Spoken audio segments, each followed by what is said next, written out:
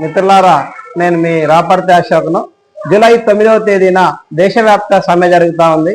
ఈ సమ్మెలో భవన నిర్మాణ కార్మికులందరూ పాల్గొనాలని సిఐటిగా మనం పిలుపునివ్వడం జరుగుతుంది.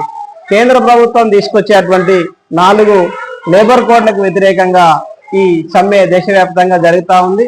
ఈ సమ్మెలో భవన నిర్మాణ కార్మిక సంక్షేమ బోర్డులో ఉండేటువంటి సంక్షేమ పథకాలన్నింటినీ కూడా ప్రైవేటీకరణ చేస్తూ ఉన్నారు. ఇన్సూరెన్స్ కంపెనీలకు ఇస్తూ ఉన్నారు.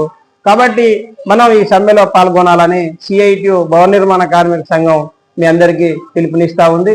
కానీ భవన నిర్మాణ కార్మికలో ఉన్నటువంటి బిఓసి కార్డులన్నింటినీ కూడా ఈరోజు కార్మికులకు చెందకుండా ప్రైవేటు వారికి అప్పగించే విధంగా చూస్తూ ఉన్నారు. భవన నిర్మాణ కార్మిక ఇన్సూరెన్స్ కార్డులో క్లెయిమ్స్ అన్ని కూడా ప్రైవేటుకి అప్పచెప్పి ఈ సంక్షేమ బోర్డును లేకుండా ప్రభుత్వం చేస్తూ ఉంది. కాబట్టి అడ్డాల్లో ఉండేటువంటి కార్మికులు అడ్డాలు లేకుండా చేసేటువంటి పరిస్థితి చేస్తుంది. కాబట్టి ఈ కేంద్ర ప్రభుత్వం అనుసరించే విధానానికి వ్యతిరేకంగా మన సంక్షేమ బోర్డును కాపాడుకోవాలి.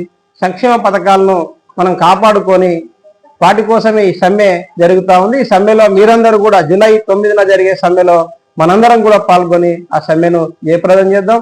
భవన నిర్మాణ కార్మికులకు పిల్లలందరికీ కూడా స్కాలర్షిప్లు ఇవ్వాలి. విద్యా వైద్యం కోసం ప్రభుత్వం మన నిధుల్ని ఖర్చు పెట్టాలి.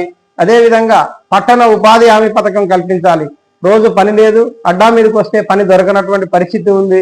కాబట్టి కుటుంబం గడవాలి, ఇంటి కిరాయి గడవాలి, పిల్లల ఫీజులు ఇవన్నీ కూడా ఇబ్బందిగా ఉన్నటువంటి పరిస్థితి ఉంది. కాబట్టి భవన నిర్మాణ కార్మికుల సంక్షేమ బోర్డులో ఉన్న నిధులన్నీ కూడా కార్మికులకు ఖర్చు చేయాలి, ప్రైవేటు వారికి ఖర్చు చేయొద్దని చెప్పేసి ఈ సమ్మె జరుగుతూ ఉంది. కాబట్టి ఈ సమ్మెలో మనందరం పాల్గొని విజయవంతం చేద్దామని పిలుపునివ్వడం జరుగుతుంది.